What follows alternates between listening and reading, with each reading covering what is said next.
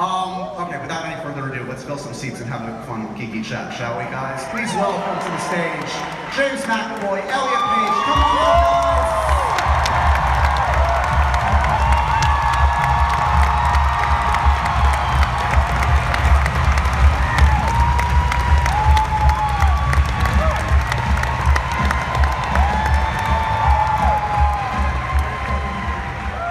That's an amazing reception, thank you, guys. They told you to do that, right? That's good energy to start the day, right? That's how you usually start a day. You walk into a room filled with 3,000 people cheering you. I just have an applause button. Yeah, by my best. So, okay, let's talk. Look, you guys intersect in the X-Men films, but not necessarily a ton of screen time. So, like, have you spent more time, like, on press tours or these kinds of things than actually on set on X-Men? I think like we did press for Days of Future Past, right? We spent a little bit of time. I seem to remember talking to you about pitching you ideas and stuff like that when you were like, I'm just trying to have a quiet drink, dude. When we were doing the press for Days of Future Past, but that was kind of it. And then a little teeny bit on set, I think we crossed over. Yeah. That's what I remember as well. Yeah. Elliot corroborates the story. Yeah. You guys, as I alluded to, both Comic-Con veterans. Do either of you have memories of the first or indelible Comic-Con memory? It was you. Yeah. My first Comic-Con ever was New York. I can't remember what movie it was. I think it might have been Wanted or something like that. And they're not backing on that Wanted.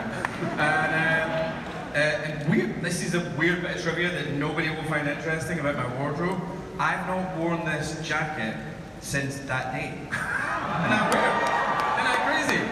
What a weird Easter egg. And I didn't wear it on purpose. I just realised, I was like, I found it in the wardrobe before I came in. I'm just so dull, just talking about wardrobe decisions. And I was thinking, right, blue on blue, denim on denim. Yeah, so that's it. Try to one-up. Canadian tuxedo, you know. Thank you very much, yeah. Thank you very much. For you, do you remember the first time? We talked, I remember, for Umbrella Academy here, actually, but I'm sure you have experience that goes back further. I think, if I'm remembering correctly, my first was actually San Diego Comic-Con with the movie Super. And I remember having a blast because Liv Tyler was there and her and I together wore masks, like to go like walk around everywhere, which was so fun. But Liv, even in the mask, looked so cool. People were asking to take pictures with her. Having no idea that it was Liv Tyler. That's my memory from my first. Was it a generic mask? Do you remember what the mask was? It was, I think it was the V for Vendetta, if I'm remembering correctly. Nice. Yeah. Nice. So, give me a sense, growing up, what in the Comic-Con space were each of you into, respectively? Comic book kids, sci-fi, Tolkien, anything that touched these worlds that you were obsessed with growing up? I guess I forget what age, I would have been maybe 11 to 12, and the original Star Wars was re-released in theaters, and I became completely like hooked, and I loved Batman, I loved Spider-Man, like I loved, more superhero stuff when I was a little kid. I read something somewhere, tell me if I'm wrong. Was Matrix a big film for you? Yes, I loved The Matrix, yeah. That explains it. Yeah. Everybody has that moment when they see The Matrix for the first time and like, what did I just see? What was that? Yeah, I was just talking about it earlier, actually, with someone who's never seen The Matrix. But I almost was so excited for them. But I guess sad that you never had that experience at that time in the theater, just how new and how extraordinary it was visually and story-wise. Oh, do you know what panel I'm doing here next on this stage right after? No, tell me. The Matrix? Oh, sorry. Lawrence Fishburne and Joe Pantoliano are coming on. Oh, wow. Wow, cool. I met them yesterday, so that was pretty freaky getting to meet them. Yeah. Amazing freaky. Stuff that I like growing up, Lord of the Rings, massive. A bit more niche, the Belgarians, David Eddings, anybody? Yeah? A lot of sort of stuff in that field. Dune, Frank Herbert's Dune, like, loved it. Narnia, man, like all that. And then in the 90s, I guess the cartoon for X-Men was massive for me. Never read the comics, and I think think my most sort of Comic-Con thing that I still love to this day and I have posters of in my office is the Goonies and Back to the Future. You're in a safe space. You're in a very safe space for this. You'll see. Exactly. As you recall, were Kitty Pryde and Charles Xavier the first comic book roles that came your way? Had you done auditions in that space before, or was that kind of a first for either of you? I did Wanted, which is sort of a comic book adaptation back in 2007, and I auditioned for that. I didn't audition for Charles, which is amazing. They just, you know, back on X-Men. Offer only McAvoy, if that's what they call you. Yeah, no. But yeah, so, no, I don't think I went up for too many other superhero parts other than those two. Yeah. And for you, like, where were you at when this opportunity came? Because if I have my timeline right, you've done Hard Candy, but you haven't done Juno yet. So you're at this kind of pivotal. Hard Candy's a big film for you, but you're kind of like on the ascent. Yeah, I had like just graduated high school, and I had done Hard Candy, and it had premiered at Sundance, but hadn't come out yet. So it wasn't, yeah, so it was sort of a surprise to get this call, which, yeah, was about X-Men. So I think that for sure would have been my first superhero or comic related or sort of Hollywood movie in general in terms of that scale. Did you get straight up offered it, or did you audition? There was a screen test. Oh, right, okay, yeah, cool. I was like, so I remember flying out to Vancouver for a screen test. Yeah. I did actually audition for another comic book movie in my early career to play a small part of a younger version of a character for the first like 5 minutes of the movie, and then I'd be out of it. Really good scene though. I won't tell you the film, I won't tell you the director, but we had this amazing conversation and this amazing connection, and like we were laughing and crying. He's telling me stories about his life and like real deep stuff, quite traumatic stuff that happened to him. And he hugs me at the end, and we both cried. And like as I'm walking out, he turns to the casting director and is like, "This is the guy. This is the guy." And he never called my agent. I know. And then he offered me a role years later on another movie, which I didn't end up doing with him. And I sat down and chatted with him, and I'm like, "Do you remember me?" And he's like, "No, we've never met before." And I'm like, okay, directors are weird. Everybody knows Steven Spielberg is an asshole. No. So I mean, Last Stand, I mean, that's a different kind of filmmaking than you had experienced before. It must have been kind of a little bit of a shell shock, like just the scale of the filmmaking. Do you remember that kind of registering, like, oh, this is what they say when they say blockbuster filmmaking?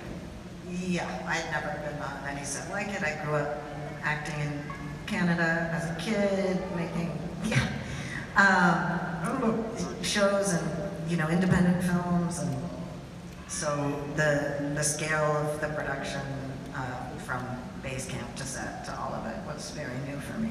And the ensemble around you, unbelievable. That was definitely so intimidating to walk into, all these extraordinary talents and extremely famous people, and walking into this world. But one thing that I immediately took away from my cast mates was just how wonderful they were and welcoming, and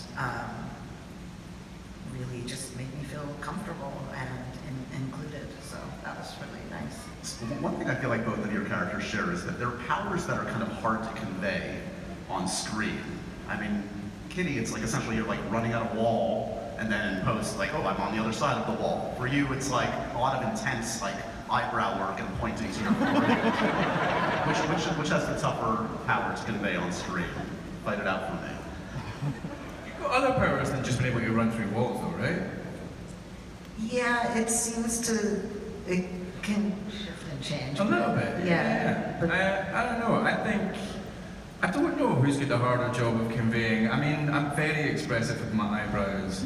They are thinning as I get older, which really worries me because I don't know if I can do the same kind of work anymore. But hopefully we can, CGI or AI can help me out with that. Can you give us the hacky way to do it and the James McAvoy way to do it in terms of? Well, I found that I was acting too much and I was doing too much, which is why I employed the finger, because I just thought as soon as I put the finger up there, like, I don't need to do anything. That's like, wow. But honestly, like when I first said I wanted to do the finger, it was like a discussion. We had the finger conversation. I'm not joking, by the way. I'm not trying to be a dick. And because I don't think Patrick ever did that in the other films, and he does do it in the comic books at times and did do it in the cartoons. So I was like, okay, it's something that he never did. I got to do it. And then there was a whole discussion about fingering myself on camera. I would say I'm surprised, but I'm Go not for surprised. it. So everyone agreed, yes.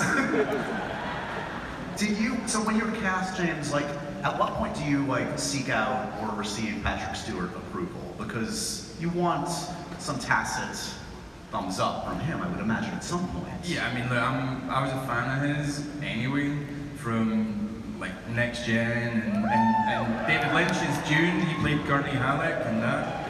And so it did feel weird, and I also knew I wanted to do something quite different with it. It was probably more different in the first couple of movies than the last couple of movies. But yeah, you wanted him to feel respected and feel sort of like it was the performance was like in conversation with his, even if it is different. Anyway, when I was lucky enough to get to cross over with your cast, one of the few members of the two casts that really got to do that, I got to spend pretty much a whole afternoon with Patrick and with Serene and Sir Patrick, sorry. And while I was getting hair extensions put in, and I went into the trailer, and I think Patrick was cooking, and Serene was sitting with his feet up in the recliner, and I just finished doing Macbeth on the West End in London, and I sat, thank you, and you should have seen it, it was great. And I go into the trailer, and Ian's like going, you've just come off the stage, James. You've just done Macbeth, haven't you? And I'm like, yeah, that's right. He's like, come on, let's all do a bit. Because Patrick had done it as well, and I'm like, what? And I'd only finished, I think, 2 weeks before, and I couldn't remember a single line. And these two are like bandying back and forward favourite bits from Macbeth, and I was like, wow, it's a different kind of actor, a different kind of machine. Have you ever summoned the courage to do your Picard impression to Patrick Stewart's face? You do a very good Picard. I used to do it quite well. I've not tried it in years. Engaged. Thank you very much. Really appreciate that. I don't think I have done it to his face, actually. Patrick Stewart, come on! I'm sorry. So when the call comes for Days of Future Past, very exciting for the fans, for all of you, I would imagine. The experience on that one, a wholly different kind of thing for you? Again, just to mix it up with some familiar folks and also meet some new things. What was your perspective on making that one, Elliot? Gosh, I mean, it was really, like, to be honest, in that one, pretty much what I do a lot of that. But it was a joy to be back with everybody again, to, you're doing this with Hugh Jackman all day, and he's like the nicest person you can meet. So yeah, I think for me it was just the joy of being back with such a wonderful group of people, and to continue to be a part of, such an extraordinary world and legacy of characters that mean so much to people. Yeah. James, I think you've said to me that that's your favorite of the X-Men films. Correct me if I'm wrong. Days of Future Past? Yeah. I go back and forth. There's a toss-up between First Class and Days of Future Past. I feel First Class sort of tried to do something quite different and do a different kind of tonal approach, if you like, which I thought was really cool. And then the Days of Future Past kind of went more sort of classic, but it did it so well. And it was sort of, I don't know, correct me if I'm wrong, and I'm not trying to claim anything, because I didn't direct it or write it, but it was sort of one of the first ones that did all that timeline stuff and different university kind of crossover-y stuff that we kind of weren't used to as much back then. Back then, before the war. Back when we was on rationing and a can of beef was a luxury. It just felt a bit different and a bit new. So I go back and forth between the two of them, to be honest with you. But I got to do some like people are gonna go like, oh, you must, get so bored in those big movies and whatever. I'm like, playing Charles in Days of Future Past was like a proper, solid acting workout. It was awesome. It was so good. Yeah, it's like Charles by way of like born on the 4th of July. It's like strung out. It's like, that must be really, and not to mention, you can just do so much with your buddy Fassbender. Like, I mean, talk about a great screenwriter. Yeah. Well, I actually ended up spending more time with Nick Holt on Days of Future Past. Me and Fazzy were sort of kept apart a lot, which I never quite understood. Too much friendship. It was cool. Like Elliot was saying, we just had we were lucky enough to have an amazing group as well, and no bad eggs, and just real good, sort of supportive group energy, which was like one of the privileges of my career to do those 4 films with those guys. And talk about good energy. I mean, we feel the love in this room. I know you guys feel the love. I mean, the fans truly do make this special because these films, like, it's kind of like what you're talking about on Matrix. These are cool films, but they're saying something. That's why X-Men works. It's about the outsider. These are like coming out stories in a way. Like, it really resonates on many different levels for you. Give me a sense, a little bit of like, I don't know, fan encounters perhaps over the years that touched you, or what do people say to you that really, I don't know, is meaningful for you in relation to your work in X-Men? When they tell me that I was better than Patrick, that means so much. It really resonates with me and my feelings on the work.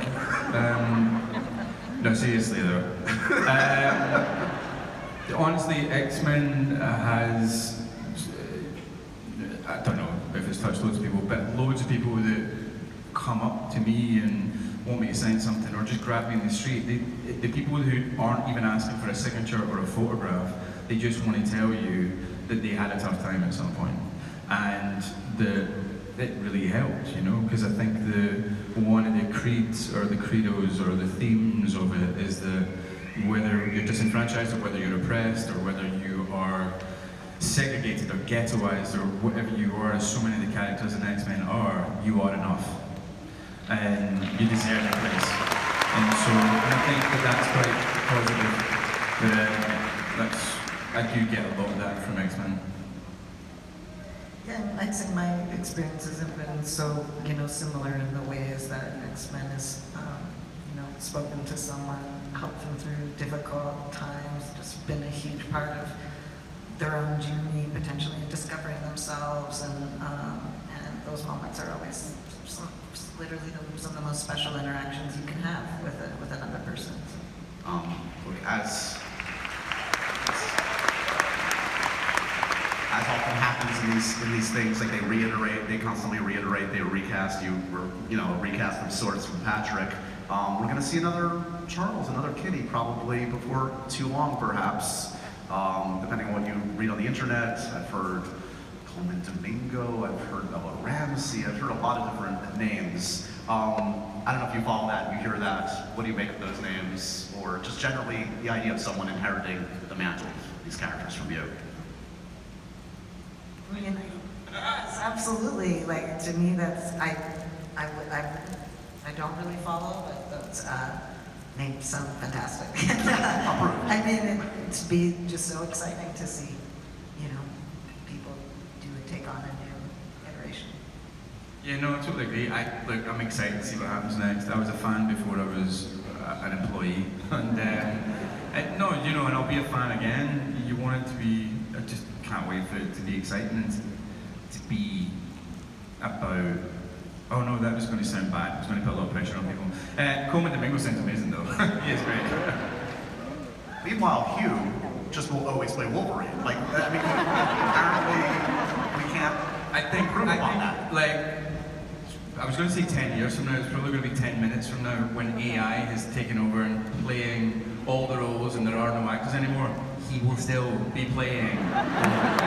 Even AI will be like, nah, you gotta have you.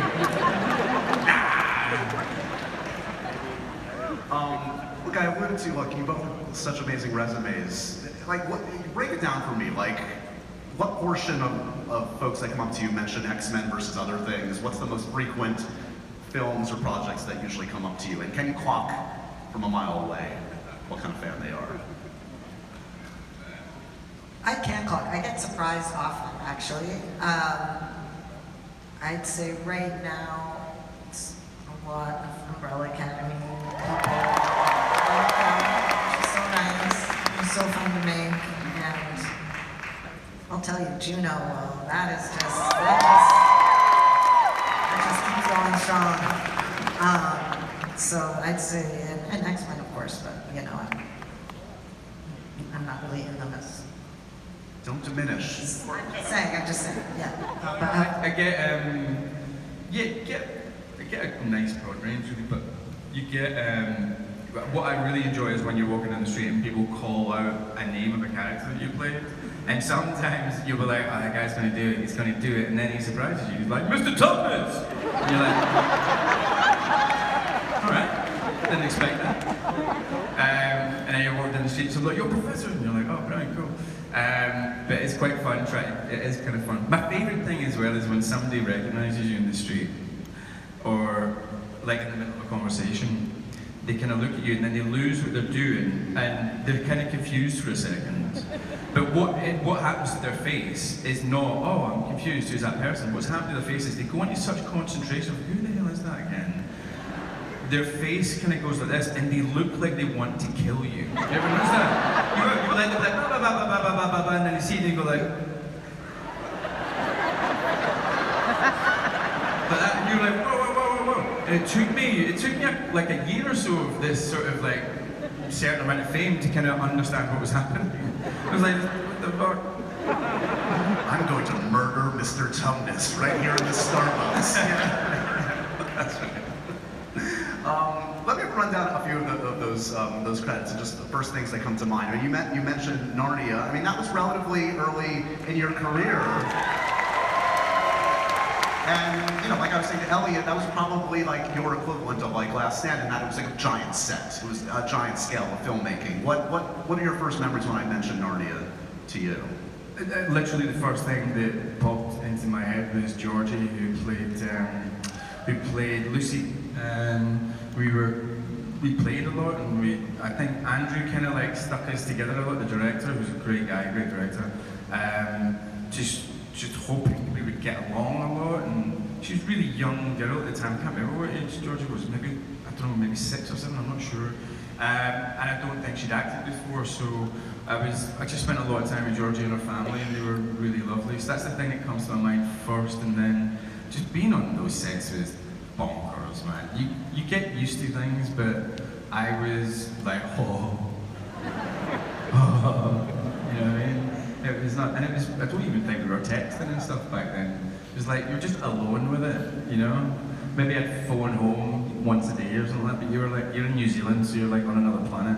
And, but just being alone with like the kind of, ness of it all was amazing. And seeing yourself in that makeup and everything, like today you would be immediately texting every friend and family member, like, look at me, this is insane. Oh man, and look, that, just to shout out to her, Berger, Sarah Bano, Tammy Lane, the makeup department and that, they were like my absolute rocks. And to this day, one of like the most fun and closest kind of relationships I've had with anybody on a set, really, because we spent so much time with each other. I remember being in trailers halfway up a mountain at 3:30 in the morning, and you're like, the ADs aren't here yet. Like, the trailers haven't been unlocked, and we're there early enough to get the makeup done, and you're like, what is going on? So yeah, they were an incredible crew, and Howard's just an incredible designer of makeup. It was incredible work. Elliot, you mentioned Super earlier, which is like James Gunn when he was like fully authentic, like maverick, crazy James Gunn. I mean, that's an effed up movie in the best possible way. You and Rain got to re-team after Juno. Happy experience working with James, who's just like a madman in the best possible way. It was so fun. Such an enjoyable set to be on. Such a nice vibe and energy.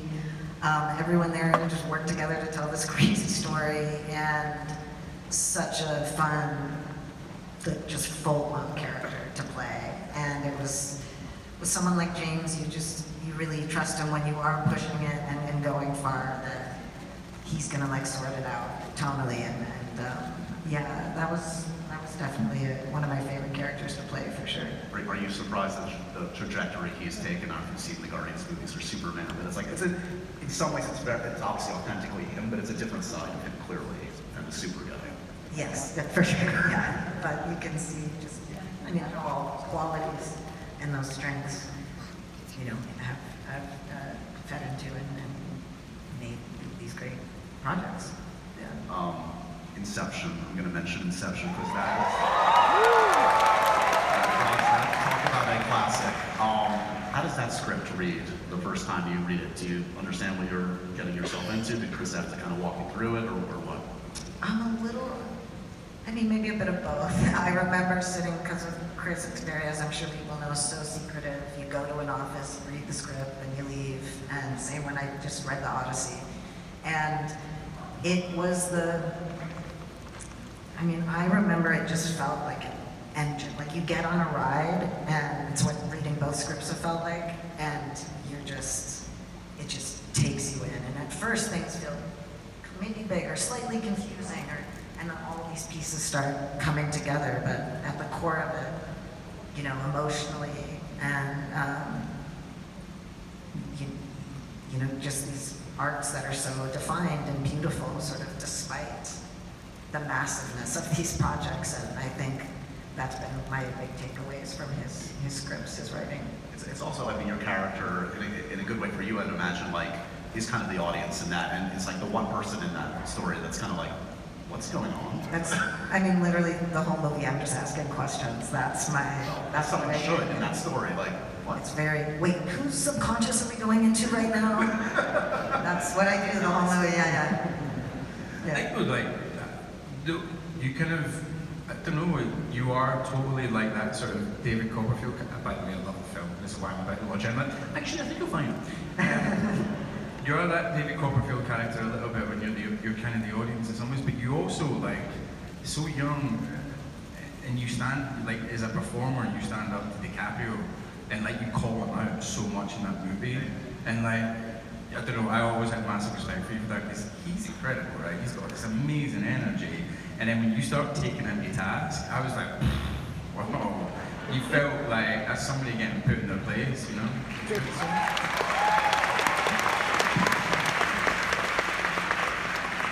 You've got some gamer cred thanks to Beyond Two Souls. We should say that. Are you both gamers? Did you grow up gaming? Do you still play games? Sense. I game a little bit. I gave it up just because I didn't have time and life was too busy. You know, all the movies that I do. And but then in the pandemic, me and all my buddies got together and we're like, "You still got a PlayStation? Yeah, I've got a PlayStation. Should we get a game? Let's get a game."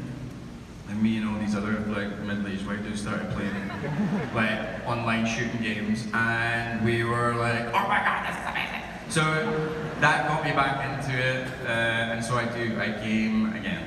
What's your favorite? What's consumed the most hours lately? Straight up, just Call of Duty guy. Call of Duty, online shooty, kind of competitive, people screaming at you going like, I can't believe this happened to me again! It's like, when you hear someone on the other end of like the death comms, for anybody that doesn't know, when you shoot someone else and it's a real player in the real world, they open up the mic for like 5 seconds or whatever so that you can hear them. And some of the shit that you hear is just incredible. You're like, why does this always happen to me? You're like, it's a grown man. It's so good. Do you ever on your end go, you just killed James McAvoy? No, but I did play once with, you sometimes, if you go on your own, you can get paired up with a team of like other rando strangers. And so this other team of 3 people needed an extra, and I got chucked into their team. They all happened to be from Glasgow, my hometown. They were like, you sound like that guy James McAvoy. And I was like, I know man, I get it all the time. It's quite funny. And one of them was clearly cheating as well. One of them was using some boosters or that. Got like 20 kills in 5 minutes. We're like, how do you? And I was very new to the game. I was like, how do you do that? I'd love to learn to do what I mean. And the other 2 guys were like, we don't talk about it, man. Because one of them cheats. And then on your end, again, as I said, Beyond Two Souls, but prior to that or since that, is gaming part of your life at all? When I was like a kid, I really liked video games. I loved Sega Genesis, I had PlayStation. I'd say Sega Genesis is my favorite ever. And then I kind of stopped just because of like life, busy, but on occasion I'll get sucked into Nintendo Switch, you know. But I like Mario Odyssey and Mario Kart and this. Yeah, I need something like Nintendo Switch because it's a little more. Before it got so crazy, so many buttons. I can't keep up. Yeah. Did you enjoy that was performance capture? And that's a whole nother beast of acting that I've talked to a lot of actors that absolutely love it. It's kind of back to basics, black box theater in a way. What was your experience doing that? I loved it. I'd say it was probably one of the more challenging acting experiences I've done because you're just doing like 20, 30 pages a day. While you're doing one scene, you're literally pausing to do different versions of a line. So going from these like completely emotional extremes, it's like an exercise that you couldn't even create for yourself. So I felt really lucky for honestly just how full throttle it was. But yeah, what a dream, and to do it with Willem Dafoe, and it was a really good experience. And correct me if I'm not wrong, is your production company adapting it into a TV series? Yeah, that's the plan. Yeah. Very cool. Let's talk about Split in class. I was in it. That's all I needed. Just needed a fact check. But what an opportunity, and I know you've said to me and others, like, it came relatively late in the game, and not as much time to prep, perhaps, as you would have wanted. No, for Split, yeah. For Glass, I had a lot of time, but yeah, no, for Split. So how much time did you have to prepare, and how did you possibly sketch out all of those characters so quickly? I think I've said like 2 weeks, and my wife, who she used to work at M. Night Shyamalan's company, she's like, you're 3. I'm like, it was still a lot, okay? It's still really impressive. Yeah, like 2, maybe 3 weeks. And it was a little bit of a version of what you were saying about like Christopher Nolan scripts, I guess, where it's quite secretive to get the script, because Night, not always, but oftentimes is protecting a twist or something that's going to happen that surprises the audience. But they weren't going to fly over to hand me the script, so they did send it, but it was like a time-limited amount of time that I had to read the script. Yeah, it came late in the day, I didn't have much time to prep. I got over there, I spent a week solid with Night, running around the production office, like coming up with different characters, coming up with like anybody that was kind of around that office must have just thought, what the fuck are they doing? Like at one point we tried to figure out how he ran as the Beast, and I'm running up and down the production office, and there's like 30 people employed, and I'm like galloping, and I'm like bounding on all fours and all that, and Nate's going, that's the one. And then we're like, well, what if Hedwig roller skates? So I'm like roller skating up and down the production office. They were like, these guys are just taking the piss. But yeah, so we figured out, I think it's only like, I think it's like 4 or 5 main characters that I play in Split, and then with the smaller parts, I think it's like 11 or 9 or something like that. But those smaller ones were actually trickier because you don't have a full character to inform, well, why are they the way they are, and what is their function as part of this community that lives inside of one vessel. And so they felt a bit more like at risk of being just sort of like putting on a funny voice, really, do you know what I mean? So weirdly, even though you were playing a character that only had, I don't know, 30 seconds of screen time, you had to put in the work to kind of try and flesh them out, so that they didn't feel like, oh, here he is doing a funny voice and a wink or something, you know. But it was an amazing thing. I love doing my job. I love acting, and people go, that must have been so hard. And you're like, no, what's hard is working on bad material. Like putting in a lot of effort to something that's well written isn't necessarily hard. It's like taxing, but it's really rewarding as well. So it was just like getting to do my job 9 times instead of 1 time. I imagine those films are on the no-go list for your kids for the rest of their lives. Like you can breeze right past those. Yeah, I don't think my eldest has seen Split or Glass. He's actually seen quite a few of my movies now, but I don't think he's seen Split or Glass yet. But yeah, no, definitely. Although I think there's like some funny stuff in both those movies, so you know, maybe fast forward to the funny bits. The funny cut. You can do it hand edit. Umbrella Academy, we should mention, because it's such a special show to the fans. I would imagine a special show for you for 1,000 different reasons. I mean, obviously, it also like dovetailed with the changes in your own life and working with, you know, your collaborators there, and then adapting to your transition. What a gift to kind of work with them in that capacity. Give us a little, just give me a little bit of a sense of the meaning of Umbrella Academy in your professional and personal life. Oh gosh, I mean, professional life, it was just so wonderful to get to be a part of a project that was like as fun and exciting and had the response that it had, and also was just really fulfilling as an actor. You know, I really love playing that character. I love this cast and crew that I got to work with for years. It was really, you know, of course, sad to say goodbye to.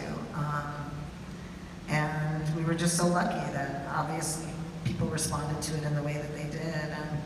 And yes, personally, it sort of tracks my own, you know, transition in my life, and the fact that Steve Blackman was so open to making that a part of Victor's story, and I just feel really grateful for the whole thing.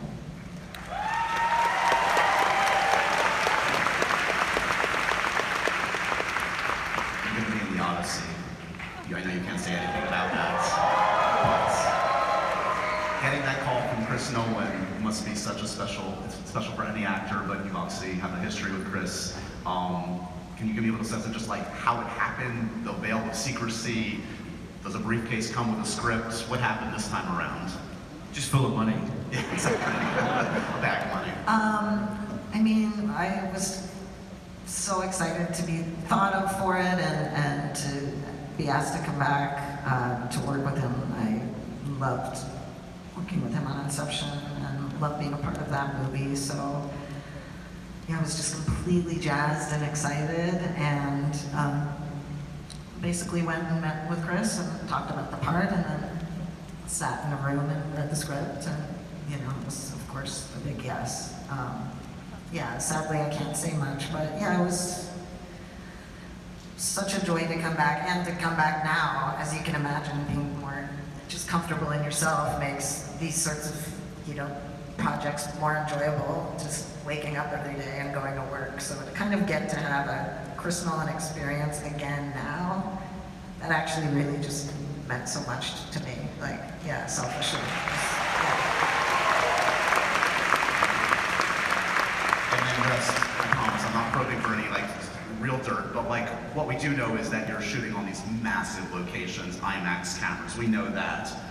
Did it kind of take your breath away, kind of just being in these environments? Oh yeah, yeah, I got to go to some pretty awesome places, and it's going to be epic. It's going to be extraordinary. Can I ask a technical question? Is it true about the sound with the IMAX cameras that like a lot of the dialogue is unusable? They're really loud, and so when you are doing stuff that's close and quieter, they basically made a giant, like there's just a giant like blimp that goes over it to quiet the sound, but it's like huge. So it's not like you have to ADR everything. No. Great. Yeah. I know he's been like He barely. I think years, I did. right? This is when you think of a movie of Inception. I think I did like 20 minutes of ADR. Like he's. Sorry, maybe a lot of people don't know what ADR is. It's a thing in post where you're kind of fixing sound that may like not be clear enough, or you're fixing a line completely. And as an actor, like you're in a studio watching the film, and either matching to your lips or the line could be off camera. But that's something you do usually a lot. But Chris wants like the sound on the day. He hardly uses mics. Like it's wild. Am I even allowed to say this? I'm like, No, you might get fired. You're in the movie. Lay this down. You're in down. You're good. promise. And I'm going to tell on you and try and get your bar. Don't do it, James. Honestly, when you were talking about Inception, I'm like, it's one of the few films I can watch again and again and again. I didn't know that you were in the Odyssey, so that when you dropped in, you were in the Odyssey, I was like, fuck's sake, man. I'm very jealous and also really happy for you. Was it a dream? Did it really happen? Inception? Any takes on the ending? Well, so the ending, we gotta go. Shit.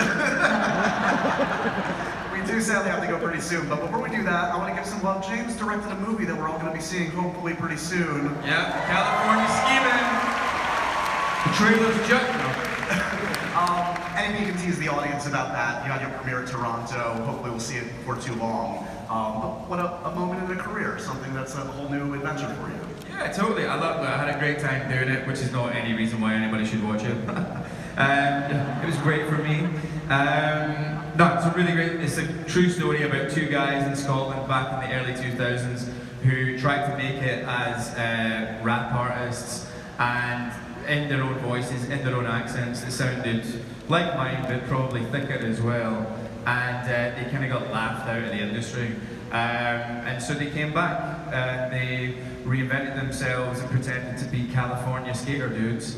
Rewrote all their music, re-recorded it all with American accents, and the same companies that laughed them out of the business gave them a record deal for 60 grand. And they went on to have a pretty wild ride as two young guys who essentially had to become method actors for 2.5 years. And they lived it 24/7 even when they were on their own, and it's really entertaining, it's really funny, it's really tragic at some points, but I'm really proud of it. Hopefully you'll all get to see it next year. You have 3,000 tickets sold just from this audience. Guys, give us a follow on Instagram on California Schemin, we'd appreciate it. Hashtag California Schemin. Aspiration, you've directed for television, obviously you're producing. Aspirations to direct, is that on the list, or happy to do Maybe it? I'm kind of, right now I'm just, producing and Nice. which I enjoy. Excellent. Thank you guys so much for geeking out with me and all these folks. You've honestly contributed so much, obviously, the X-Men franchise and beyond. Thank you for your time. Thank you all of you for coming out today. Give it up one more time.